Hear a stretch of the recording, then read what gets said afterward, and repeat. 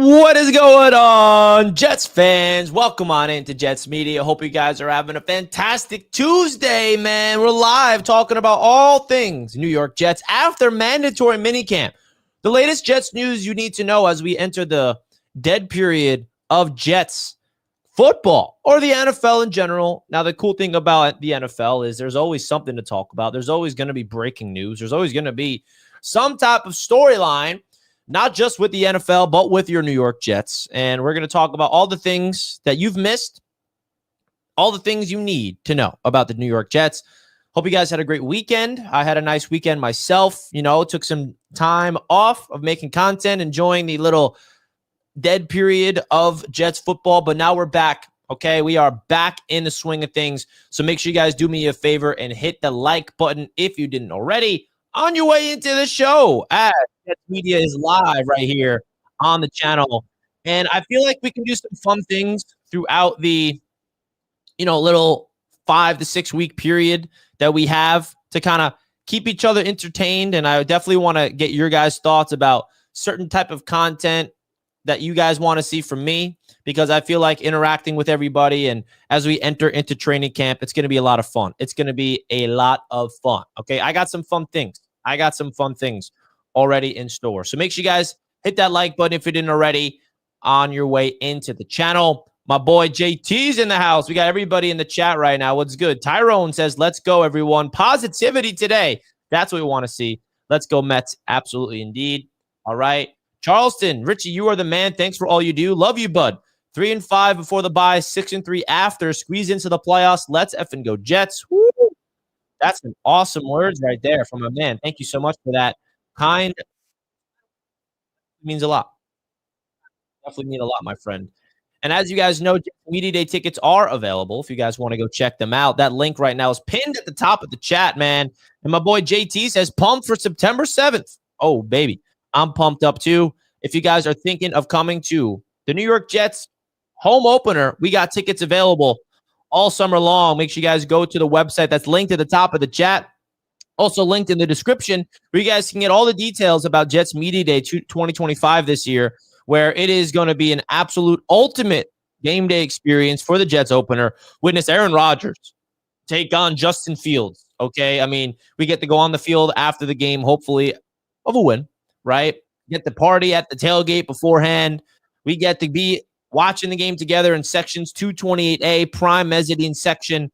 81 days. That's crazy. 81 days until week number 1 for the New York Jets. So if you guys have any questions about this event, feel free to reach out to me. The link right there is in the description, in the chat. If you guys want to go check out the tickets for yourself and purchase your tickets by clicking this button right here. It's going to be a lot of fun, man. It's going to be a lot of fun.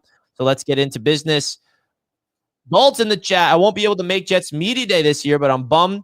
But I'm going to the Ravens when we play them. There we go. Oh, you'll be missed, my friend. You'll be missed. I love having your energy there, but hopefully the Jets can beat up on the Ravens when you're there, bro. If so, 10-7 wouldn't be mad. Yeah, I mean, a 10-7 record for the Jets this year would be absolutely massive. Now, there's so much storylines I wanted to get into with the New York Jets right now that it's the official dead period. And I think the number one is the rumor that's circulating around. Apparently, ESPN is reporting that the Jets would be trading Breece Hall. I mean, I thought we are not doing this, but hey, no, not the case. So there's a report that came out from Bleacher Report it's not a Bleacher Report. It's per ESPN, right? That Breece Hall may get traded. Now, this is my thoughts of this right away. First of all, Aaron Glenn openly said he's not trading Breece Hall. And what this report says, that Jets running back is a prime candidate to be dealt at deadline if the Jets fall out of the playoff race. There's a world where I can see this happening. The Jets are not trading Breece now, but if at the trade deadline the Jets have 2 wins, 3 wins, we're just not playing good football, Breece is a contract year. This is the final year of Breece Hall's contract. And this is what organizations have to make the decisions on, right? If the Jets have say Breece is not having a fantastic season, or maybe he is, But the Jets have to evaluate, is Breece Hall somebody we want to extend for the long term? Is he somebody that we want to give a contract extension beyond this year? Is he someone we're going to franchise tag? Because if they don't feel like they're going to extend Breece Hall long term, then trading him does make sense because you want to get something back in return. Now, this is if the Jets are not looking good at the deadline. In a perfect world, Breece Hall's dominating and the Jets are playing good football and he's not traded. I don't want the Jets to trade Breece Hall. Absolutely not. I think keeping him for the long haul would be smart. But this is something where you just have to be objective. You have to look at the reality of this football team. And whenever you have a star talent, and Breece Hall isn't a star talent yet, but I still think he has that potential, entering his final year of his contract. Like, guys, nobody's talking about a Breece Hall extension. We're all talking about a Sauce and Garrett Wilson extension. And Sauce and Garrett Wilson have 2 years under contract, where Breece has 1. So I really do think that if the Jets do not view Breece in their long-term plans beyond this year, he absolutely is a trade candidate. That does not mean they're going to trade him guaranteed. Absolutely not. I'm just giving it to you as it is. As a Jets fan and a really big Breece Hall fan, I hope he goes nowhere. I hope he balls out and the Jets give him a long-term extension and he's our running back for the future. That's what I would hope. But this is how you got to look at all these reports, because the running back market has been a very interesting spot as of late, I would say, right? I would say the running back position has been very hit or miss in terms of the players getting paid, like Saquon, Derrick Henry, Christian McCaffrey, right? You got James Cook, who's young, trying to get paid. He's holding out. Well, he held out of OTAs, but he showed up to mandatory camp.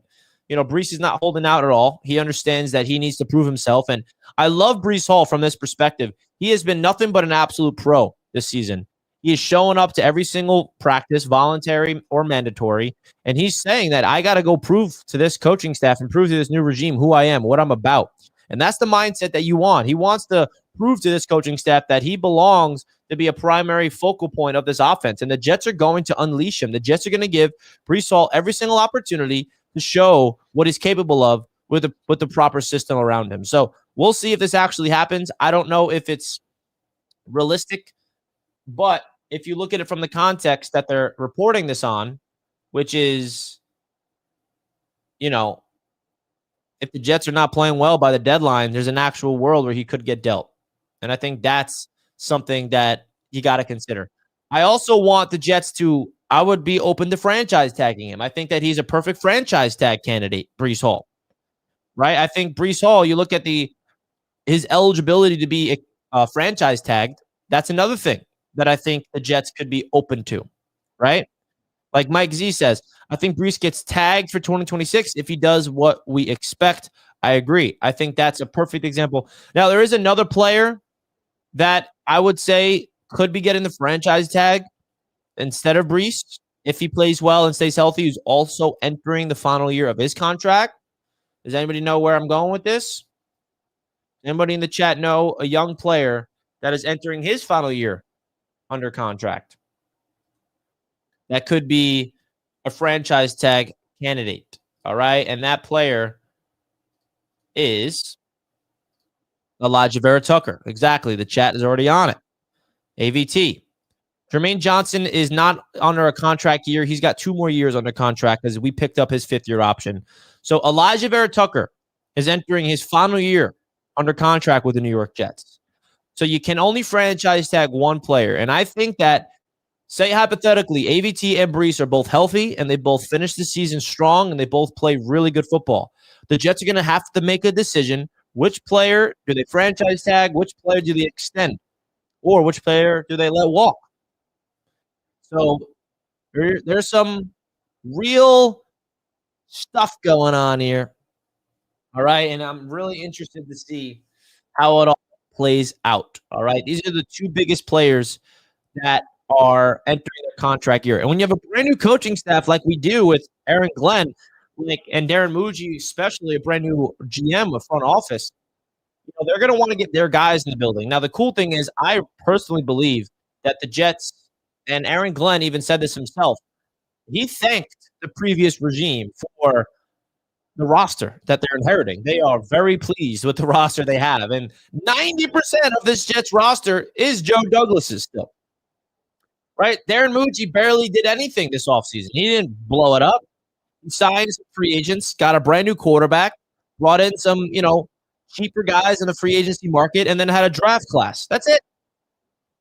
I mean, with your first year as a GM, there's not much you can do. You're not going to blow up the roster right away because this roster is good, in my opinion. There's a reason why we were super excited about this roster last year with Aaron Rodgers at the helm, because we believed in the talent around Aaron, and we were hopeful that Aaron could be good, and he wasn't. He wasn't good enough to win.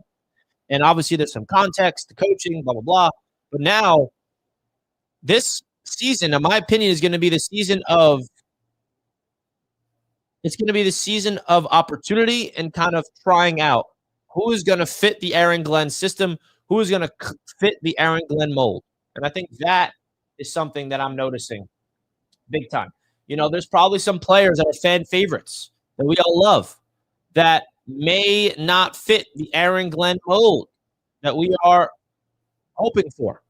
And he might say, yeah, you're not going to be a Jet next year, right? And what does that mean? I think that this is going to be a season where Aaron Glenn is going to go deep into this team and evaluate this roster.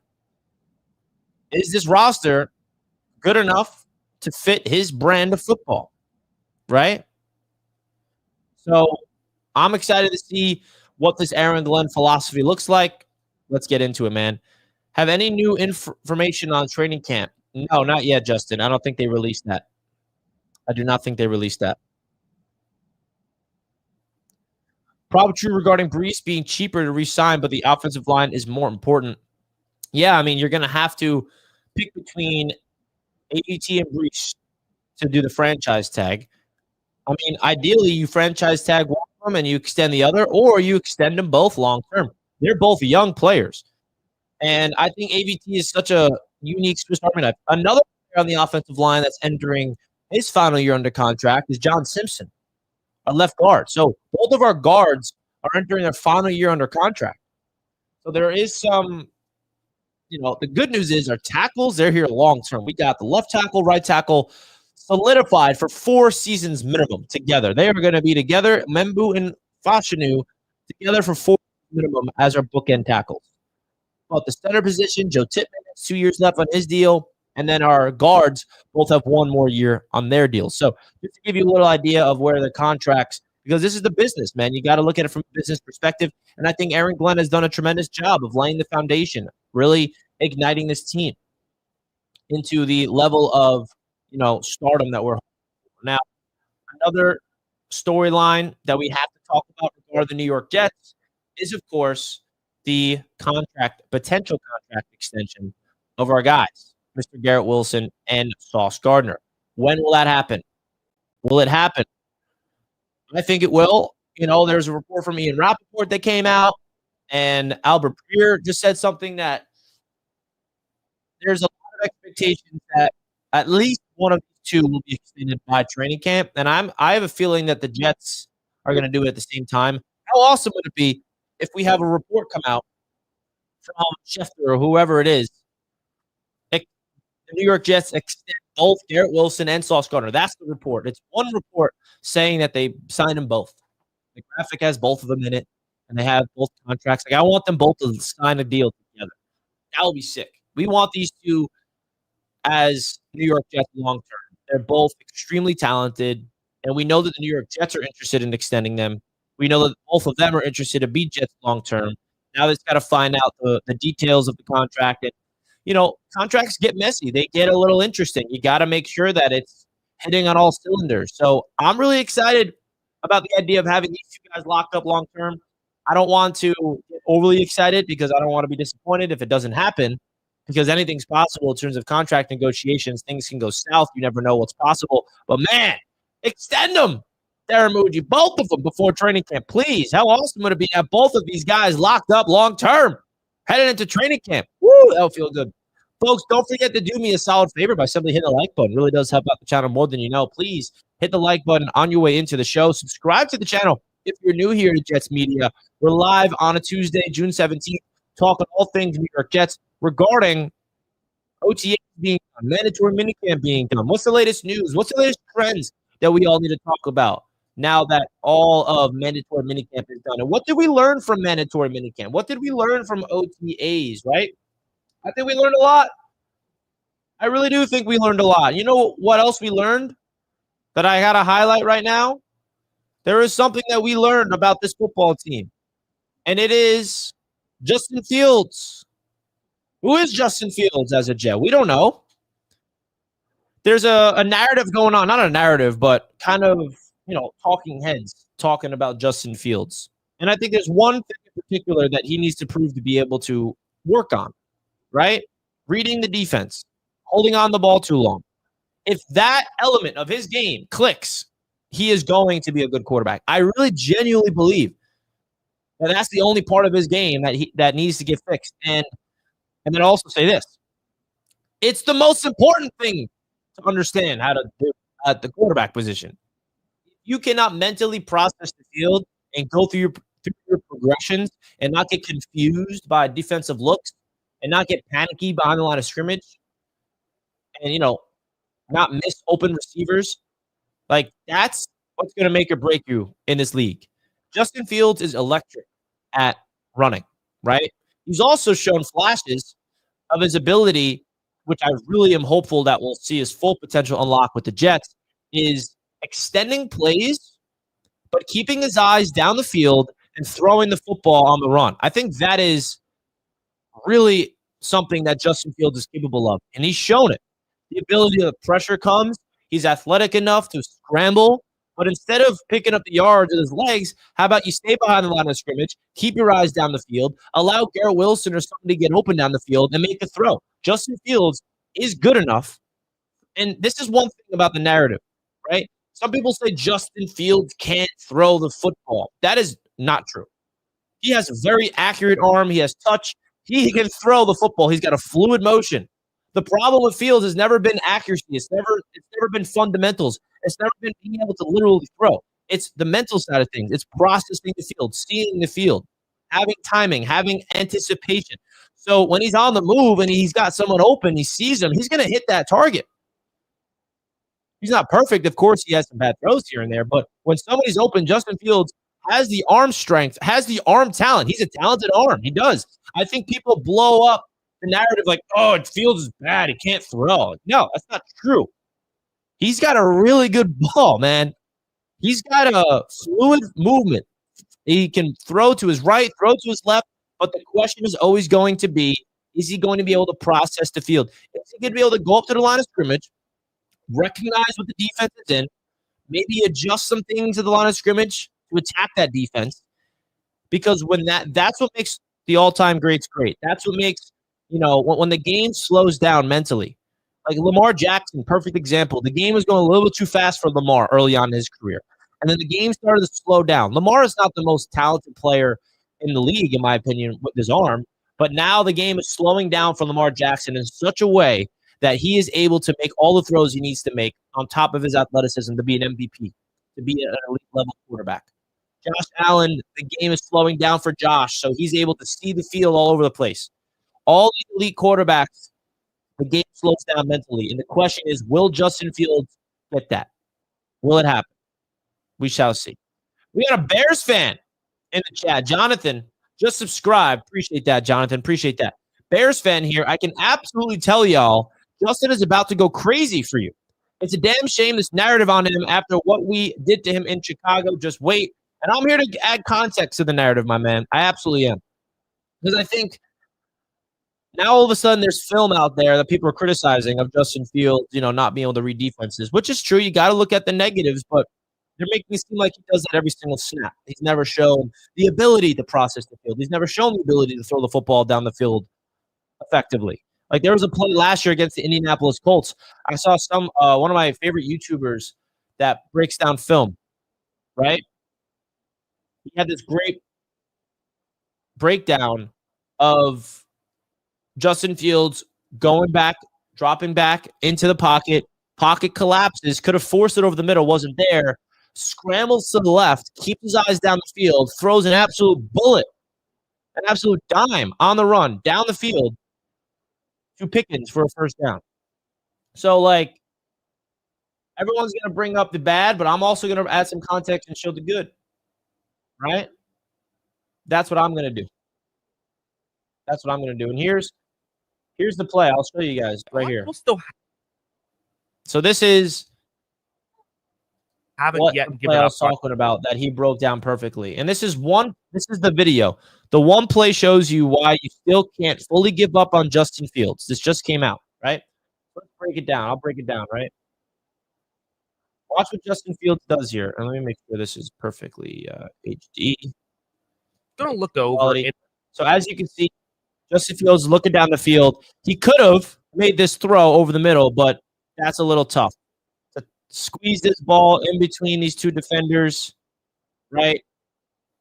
I don't know if that's going to be able to work. It could with the perfect pass, but it's a little risky. So instead of him throwing it over the middle, right, watch what he does.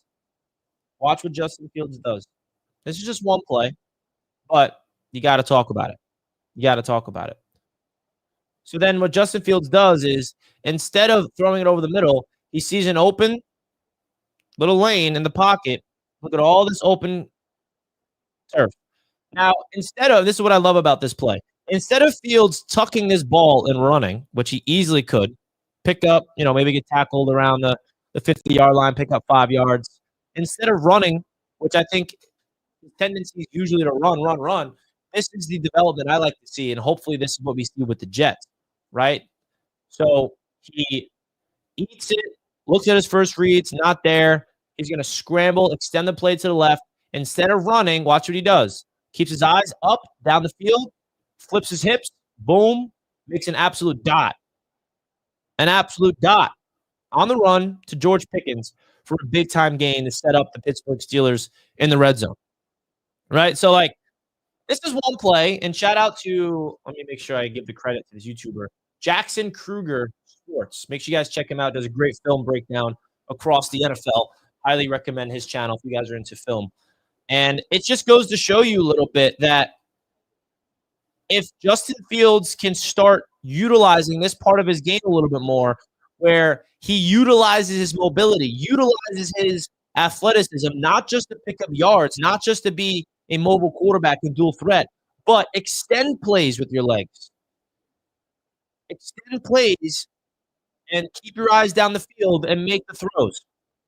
That is what I think is part of Justin Fields' game that not a lot of people think is possible, right? Because there's a lot of negative film out there, which is true. You got to talk about that. But now there's also some positive film that I'm going to bring up too, because I think people harp on that negative film too much a little bit and say this is who he is. And they box Justin Fields into this little thing, this little container of he can't read defenses, he can't throw the football, he's trash. But there's a lot of flashes on film. There's a reason why the Pittsburgh Steelers wanted him back. There's a legit reason for it. And now with the brand new coach that's building a system from scratch, you never know what's possible. Maybe everything's clicked. Or maybe Justin Fields simply does not have the ability to process the field at the next level, and he's going to prove that this year, and he'll be a long-time backup quarterback in the league. That's also a possibility. I want to be very transparent with you all. I am not going to crown Justin Fields in particular, or any quarterback for the New York Jets, as the franchise QB until it's proven, and that's obvious. I'm not ignorant anymore. I understand that there is a possibility here where Justin Fields is not the guy, and he's no longer a Jet after his contract, and we're going back to square one, and we're looking for a new guy. Like, that is absolutely a legit possibility that I am not afraid to admit. But there's also another side that it could click. There's another side of this where maybe Fields just needed that system that makes him click. Maybe Garrett Wilson being his number one receiver and reuniting with his college teammate is what he needs. Some familiarity. There's a lot of things at stake here. Kill Your Ego says Fields is going to ball out this season. Watch. Well, that's the narrative I like to hear, baby. Charleston says good coaching and a good young offensive mind will make a huge difference, right?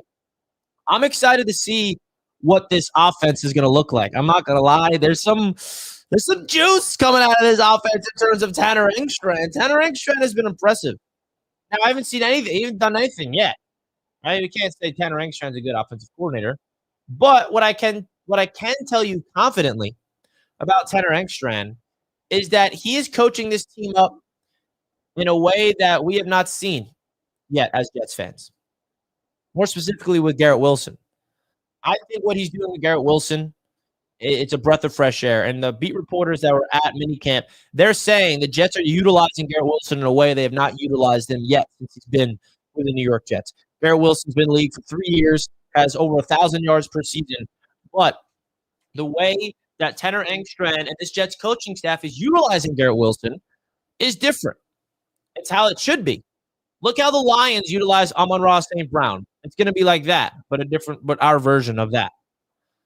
Speed motion, slot receiver, out wide, running an expansive route tree. Like the Nathaniel Hackett system was so vanilla. And so just you're an outside receiver running a vertical route or just a post over the middle or a dig or something very vanilla and just boring.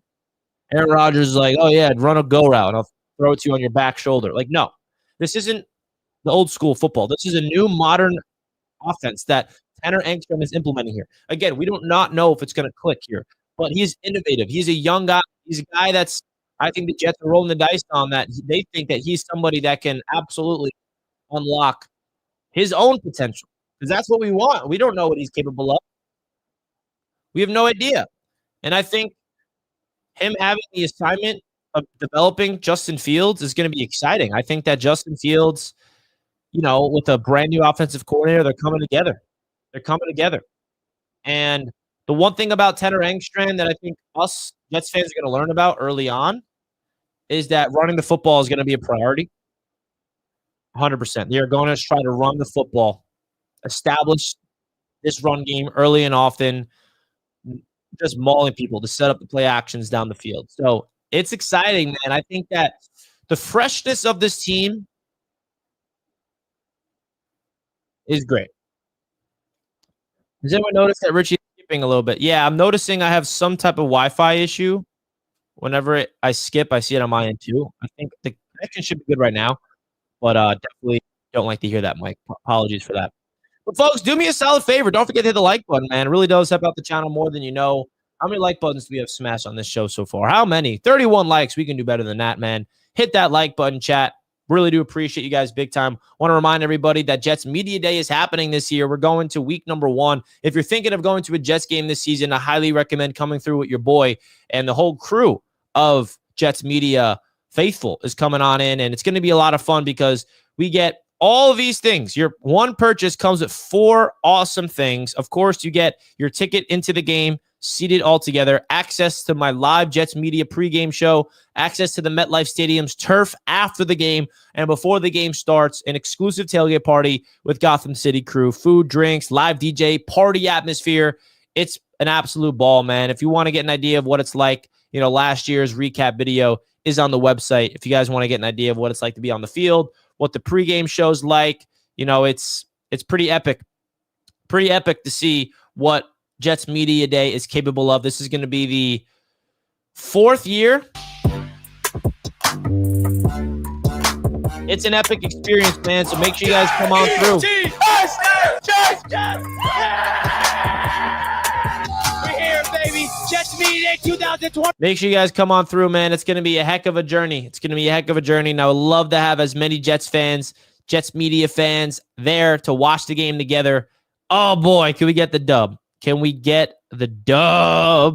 Charleston says scheme is everything. Yeah, scheme is everything. And I think that this Jets team has a unique scheme in mind, a freshness, a new type of scheme. Now, what does this team look like defensively, right? We're talking about offense. What's this team going to look like defensively? And I think that's a big thing that not a lot of people are focusing on in Jets land.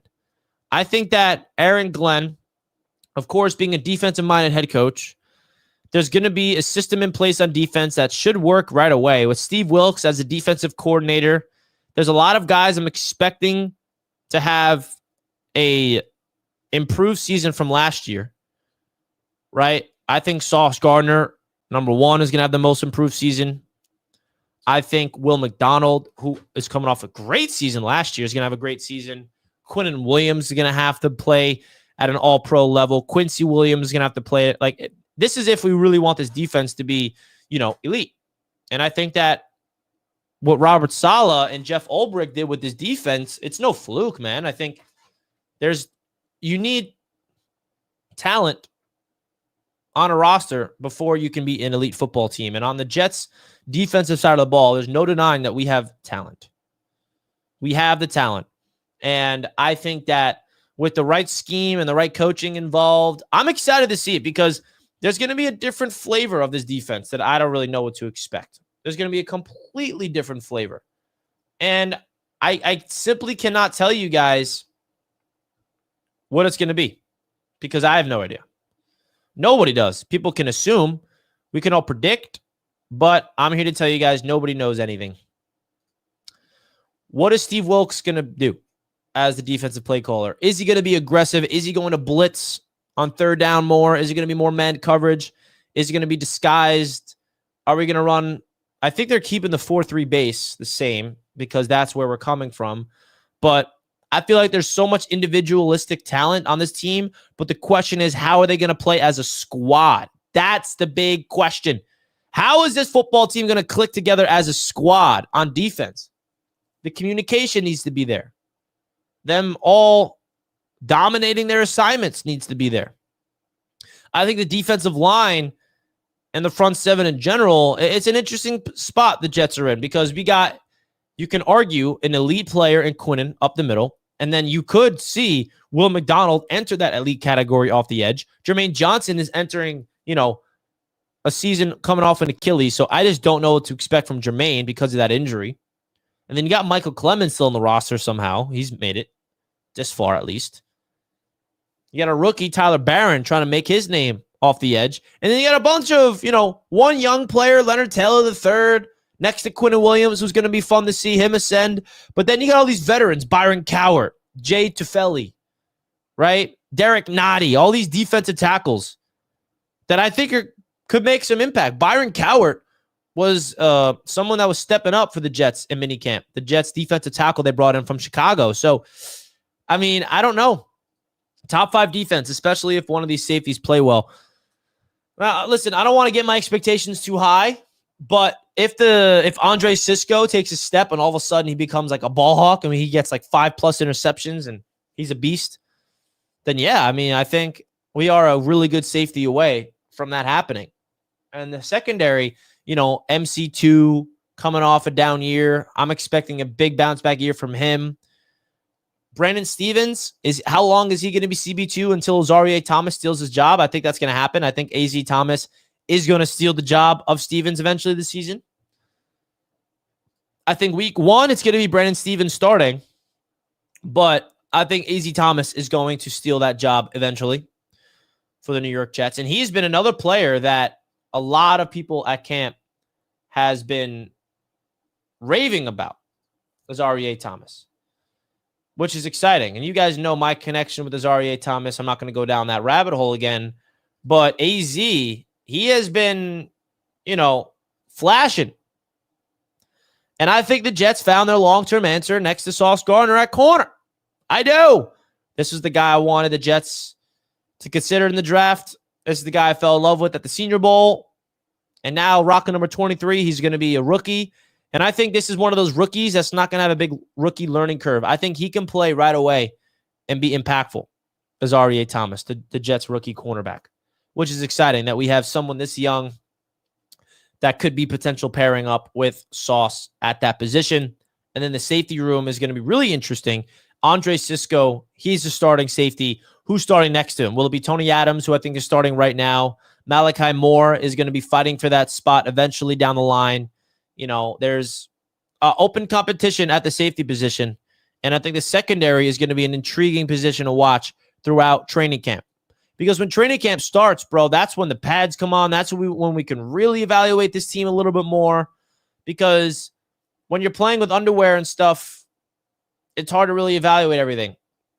It really is. And I'm intrigued to see what Justin Fields looks like the most. when it comes to training camp, because training camp, OTAs and training camp is a completely different world. And what is Justin Fields going to look like when the bullets are starting to fly live, when there's live pass rush, when he has pads on, when he can absorb contact? I mean, he's not going to get hit in practice, but is he going to be able to read the defenses more in practice? So I'm excited about that. Wilkes is a proven commodity. Yeah, Steve Wilkes is a dude in this league, bro. I just think saying top 3 in first year of this scheme is a big ask. It is a big ask. I'm not expecting top 3. And you're setting yourself up for disappointment, frankly, if you're expecting a top 3 defense or top 3 offense this year. This is going to be the year to lay the foundation down. We're hoping that in year 2 or 3 of the system we get there, but come on, let's pump the brakes a little bit, Jets fans. Hey, and listen, I'm the guy that loves to spew optimism and hopeful stuff. That's who I am, but I'm not going to be delusional here. I'm not going to sit here and say I'm expecting top 3 defense or a top 5 offense. Hey, is it possible? Yeah, I'm not going to rule it out. But from a realistic standpoint of the timeline of this football team, this is going to be the year where they lay down the framework. And typically it takes a scheme and a system time before everything starts to click. Continuity, all of that matters. All right, all of that matters. Shout out to Bang Mateo, who is a great member of Jets Media. Shout out to all the members in the chat right now. If you are a member of Jets Media, make sure you guys spam the emojis in the chat. Spam the emojis in the chat if you are a member of Jets Media. If you want to become a member, click that join button. If you want to gift some memberships, feel free to do so. I really do appreciate that. Indy Jet says, Richie, this is still a top 5 defense personnel-wise. Yeah, I mean, 100% Indy. I'm definitely not faulting that. There's a reason why this defense was top 5 under Saleh. I think that with this defensive personnel mixed in with the brand new scheme, we shall see. Who's with me? Richie for Jets Fan Hall of Fame class 2026. That would be an honor, bro. That would be an absolute honor if I get nominated to be Fan of the Year for the Jets. My goodness. That's up to you guys to do. I can't do that, though.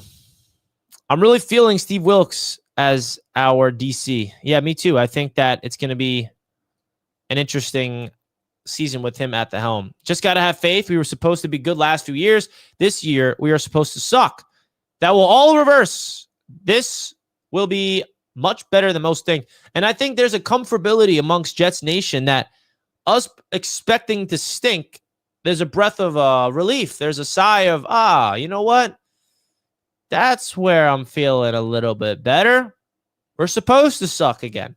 We're back on the 1 o'clock game slate, right? I think that is something that Jets fans are a little bit more comfortable with not high expectations.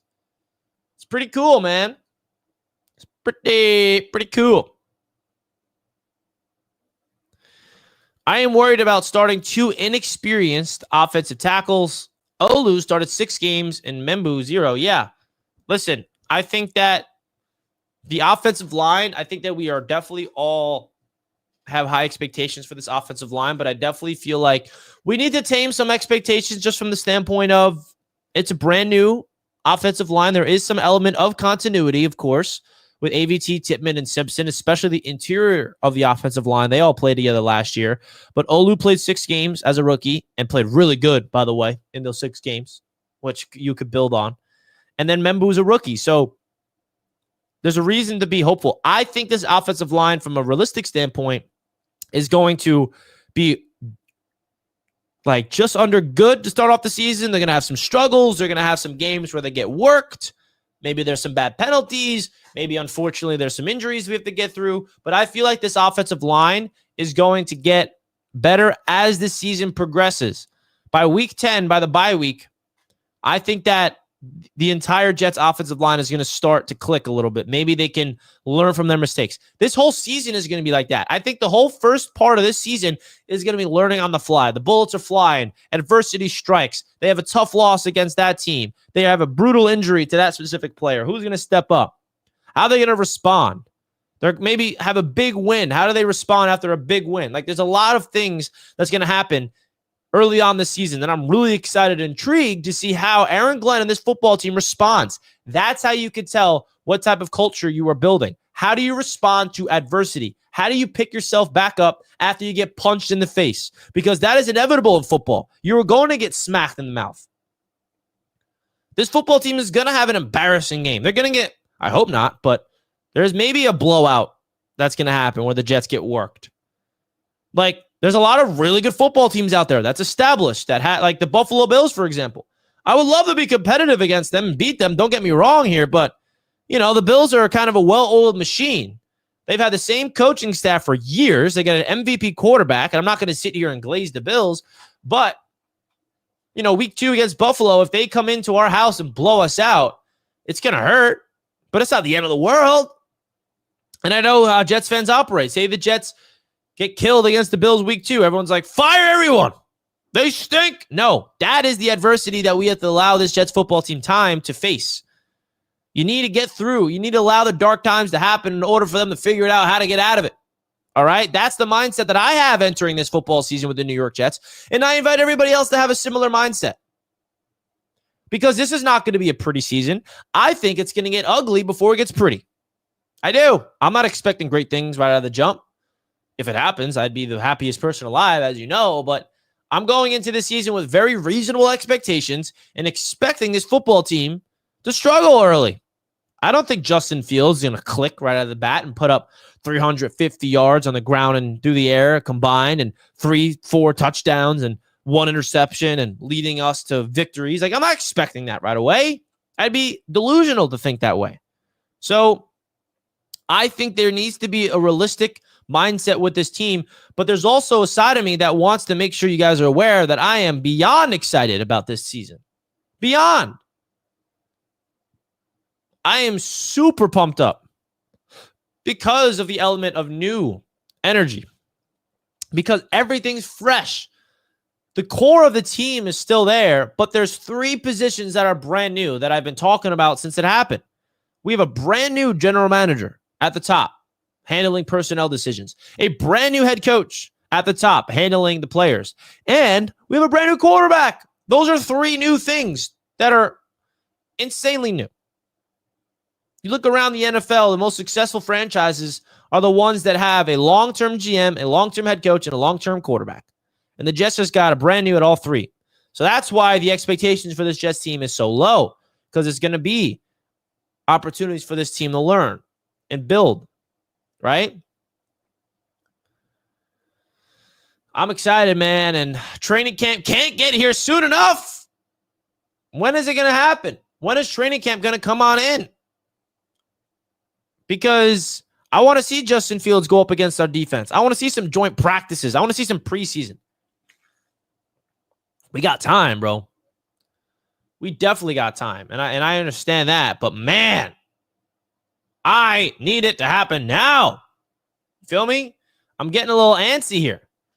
I'm getting a little antsy because I want the Jets to be able to show what we are capable of to this world. All right, training camp is the end of July.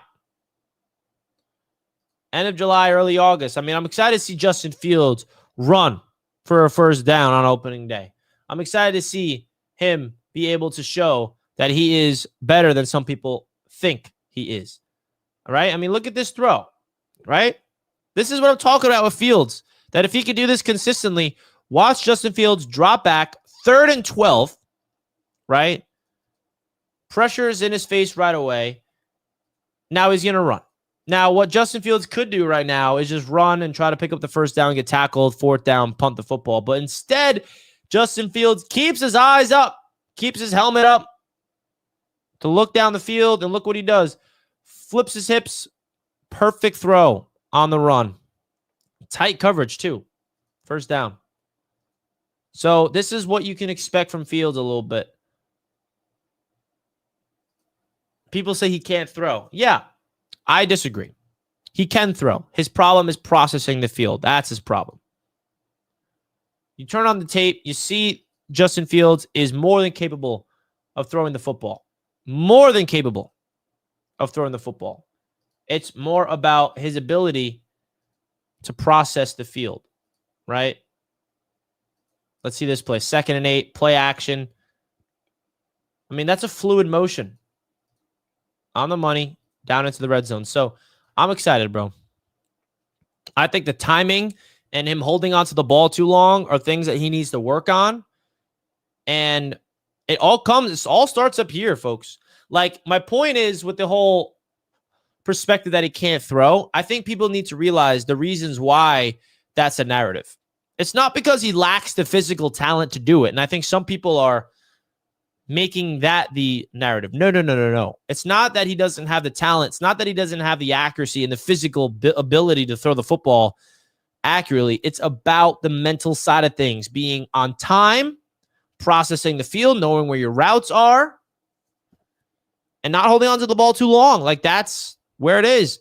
And if those things click for Justin Fields, I'm confident in saying that things will start to click for him. I would love for Fields to be the next Baker Mayfield or Jared Goff. Me too, George. I think we all want that. Brees, JJ, Garrett, Sauce can only lose for so long. We'll see. Look what the Lions did for Goff. Yeah, they won back-to-back divisions and went deep in the playoffs. Is that a bad thing that they did? I hope so, man. Great job every day, Rich. Real fan. London Stackhouse. Well, thank you very much, London. I appreciate that. I really do appreciate that. That means a lot. That really does mean a lot. Should the Jets sell New York Bad Boys merch like the Detroit Bad Boys in the late 80s? Hey, why not? I think we need to develop our own new culture, right? What up, DD? What's good, my friend? B. Lightning and B. Allen. Yeah. No, I was saying they improved Goff's career. Exactly, Mike. Now we're hopeful that the Jets can improve Justin Fields' career, right? Bang says Fields has the arm talent, but he can't get rid of that split-second hitch in his throwing motion. He seems to lack a tad of shoulder elasticity. Yeah, and that's what the coaches need to do to work on. Did the Jets fans notice that Todd Bowles is head coach and Baker is a starting quarterback? This almost happened with us. It's true. Jets lunatics in the house. What up, man? What up to you, my friend? What's up to you? All right. It's the dead period of Jets football, folks. We got nothing to talk about in terms of practices and OTAs and mandatory camp. So we'll finish this off with a nice open conversation with everybody. If you guys want to call in, feel free to talk some football with your boy. Love to hear what you guys have to say. Love to interact with everybody in the chat. London says, I'm worried about the D-line. I wouldn't be too worried about the defensive line. I think that the defensive line is going to be better than some people think. It's not going to be the best in the league, but I think we have the proper talent on paper to be a solid defensive line. We got Quinnen Williams, Will McDonald, Jermaine Johnson. I think the defensive tackles we brought in free agency are going to be underrated, and I do love Leonard Taylor III, so I wouldn't be too worried, but I'm not going to sit here and say, yeah, our defensive line is going to be a top unit in the league. I'm not there yet. Even though he's not a thrower like A-Rod, we should have more first downs with his legs. Yeah, I mean, I do not want Justin Fields to not use his legs. We want to see him move. We want to see him use his mobility to his advantage, folks. What are the expectations for the linebackers now that veteran Mosley is gone? We just found out that Mosley is still involved with the Jets at a coaching capacity, which is pretty cool, by the way. But, you know, Quincy Williams is an all-pro. And Jamie Sherwood finished top 5 in the NFL in tackles. Top 5. So let's not act like he has improved something. So that's a good thing, number one. I think the expectation is I'm excited to see how Jamie Sherwood operates now that he is going to be controlling this defense as the quarterback. When you are a linebacker like Jamie Sherwood getting that contract, he is now going to become the quarterback of the defense, communicating, getting everybody on page, getting everybody in sync, right? London says, are you happy with the receivers? I'm very happy you asked this question. I made a really big point about the narrative between the Jets wide receiver room, all right? And on my last video, it was last week when we talked about Jets mandatory minicamp and all that stuff.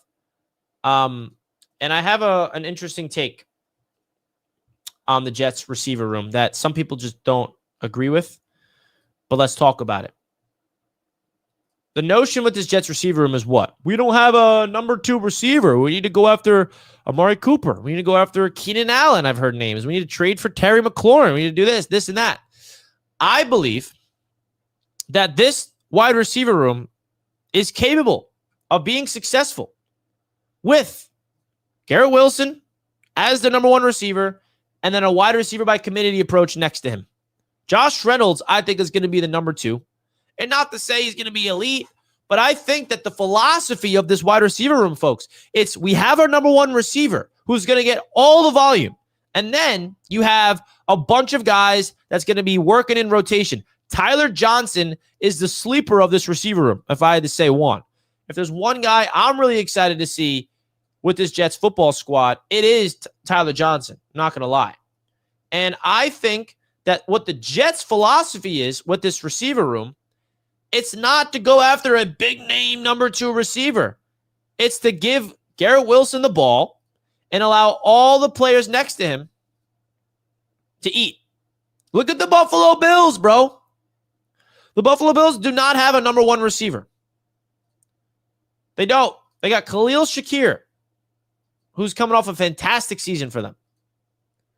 And then they got Keon Coleman. They just signed Elijah Moore. They brought in Palmer. They don't have a typical, multi-high contract number one receiver. And it worked for them. The Kansas City Chiefs, they don't need a number one. My point is, Jets fans are sounding a little bit spoiled. Or not spoiled, but what's the word?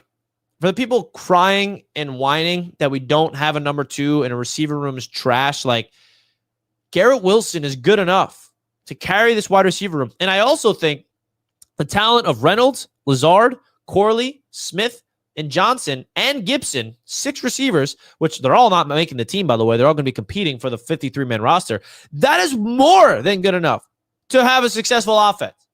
We do not need another Chris Olave or a Keenan Allen.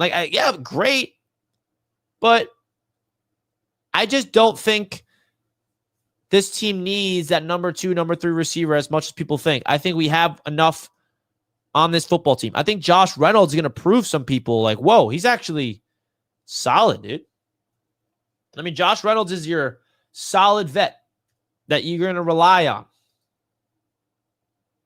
You're going to rely on a guy like Reynolds. In 2023 with the Lions, he put up 40 catches, 600 yards, and 5 touchdowns. If he can do that with the Jets, that's a great spot to be in. 40 catches, 600 yards, and 5 touchdowns for Josh Reynolds with the Detroit Lions. Do you guys think that's a positive season for a guy like Reynolds? If he could put up between 500 to 600 yards and 4 to 5 touchdowns, that's a positive season in my eyes. He did the same thing with the Rams in 2020. 600 yards, 50 catches. So this is our new veteran to rely on. I think that's someone we can really rely on as being our number 2 receiver. So we'll see.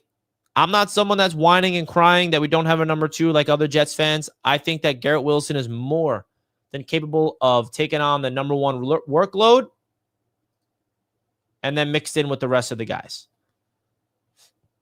Right? That's how I look at it. We'll see, though. Obviously, there's going to be some moves. I think the Jets will be aggressive to add more talent around Garrett Wilson next offseason. But as of right now, I don't think it's realistic. And I also don't know if I would want it. And now this is where the scary part is. Well, Richie, the Jets are 1 injury away of Garrett Wilson to having nobody. Yeah, I mean, that's true. But you can say that about every single team.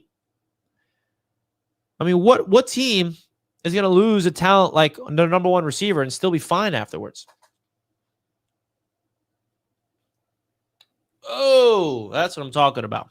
Bang with a first super chat of the show. Thank you, Bang. Mason Taylor will have to help GW with the workload. Yeah, I mean, that's another thing. The Jets are going to utilize their tight ends. I don't know what to expect from the tight end position yet because it's very unproven. They're all young. But if Mason Taylor can unlock his game in the middle of the field, that's a plus.